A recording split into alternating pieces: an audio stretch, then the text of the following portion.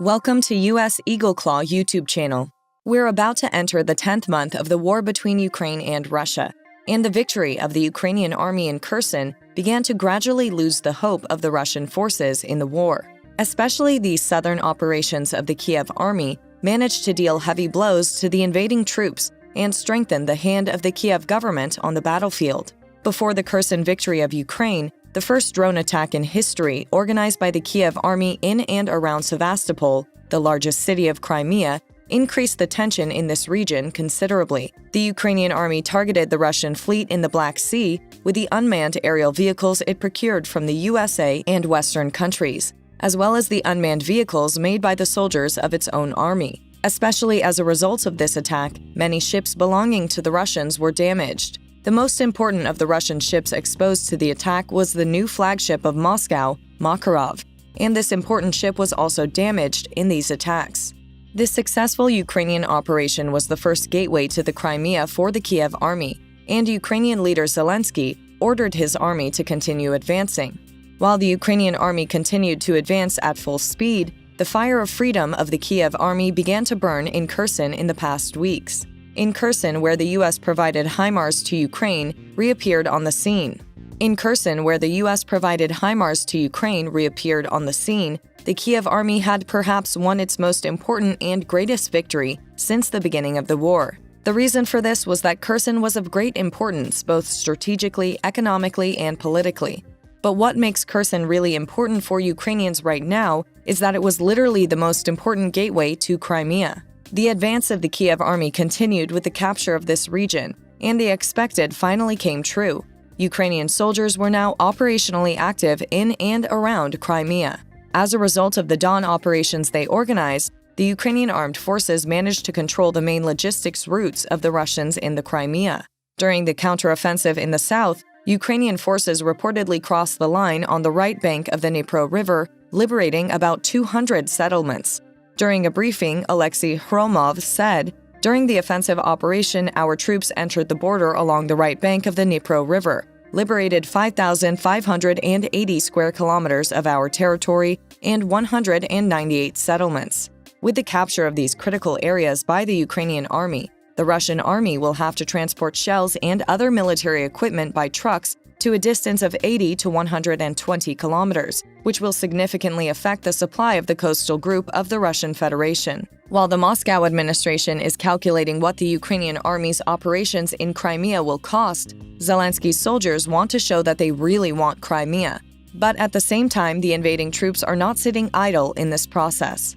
The Moscow army built new trench systems near the Crimean border, as well as the Siversky and Donets River between Donetsk and Luhansk oblasts. Presumably, Russia will eventually try to redeploy some of the forces liberated from Kherson to strengthen and expand offensive operations near the town of Bakhmut in the Donetsk Oblast. Some of the positions in the Siversky and Donetsk River area are located 60 kilometers behind the existing front line. This shows that Russian planners took measures against Ukraine's further breakthrough.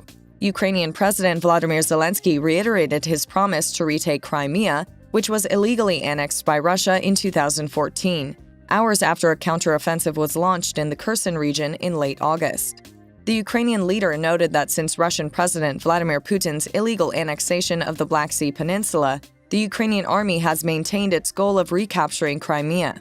Zelensky said, "This war, which started with Russia's invasion of our Crimea in attempt to seize Donbas, must end exactly in the liberated Crimea, in the liberated Donbas cities, when our troops reach the state border of Ukraine.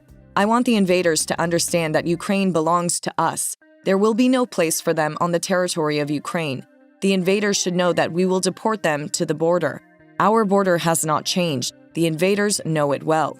The Ukrainian leader also warned Russian troops to either flee or surrender if they want to survive. Considering that Ukraine has been successful in reclaiming lost territory since Putin launched the full operation, there have been many speculations that the Kiev army may attempt to recapture Crimea. In this regard, the statements of Russian Deputy Defense Minister Vladimir Havrilov were quite remarkable.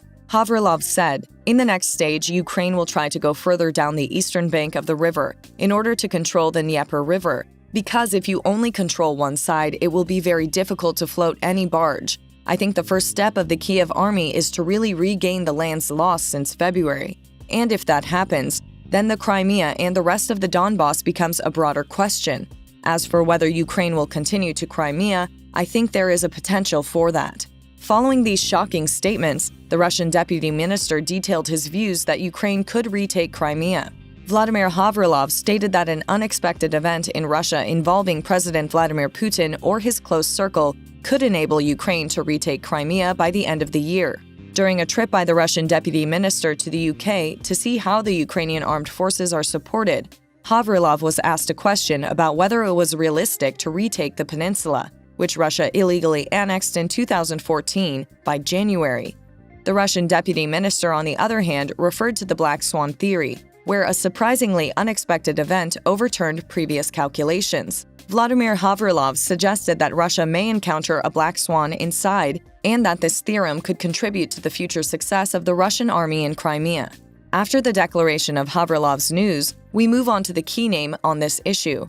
Russian leader Vladimir Putin has made occasional media appearances at a Security Council meeting when tensions were high in Crimea.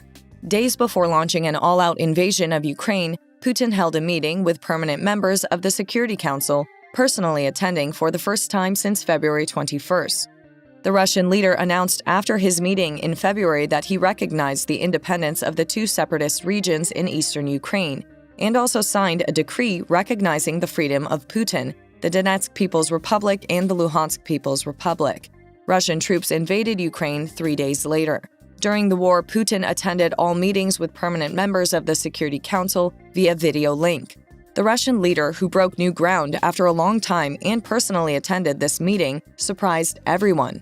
According to a short video shared by the Russian state news agency RIA Novosti, in his keynote speech, Putin said, "We have a planned problem today. The Ministry of Emergencies proposes to discuss issues of improving civil defense. Let's get to work."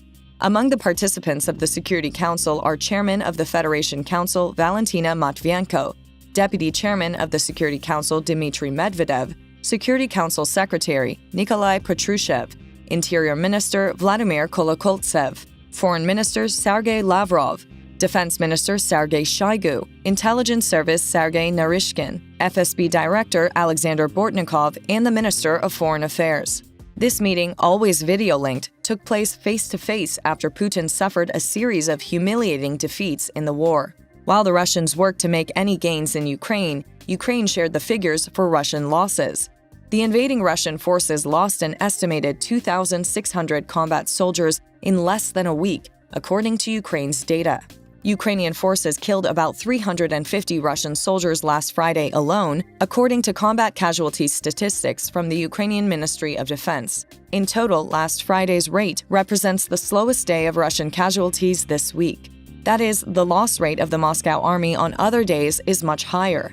The total loss of Russian troops since the beginning of the war is around 84,000. It is claimed that these numbers will increase much more in the course of the war, especially when the winter season starts to make itself felt.